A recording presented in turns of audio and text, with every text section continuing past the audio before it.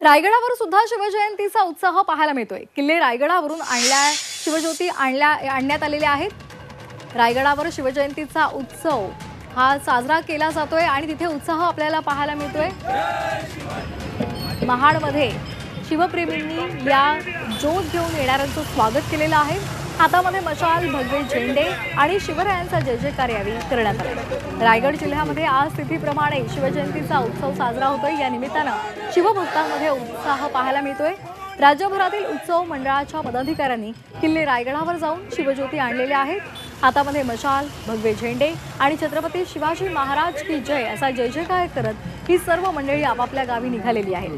हातामध्ये ज्योत घेऊन रायगडावरून येणाऱ्या शिवप्रेमींचं महाडमध्ये स्वागत झालंय।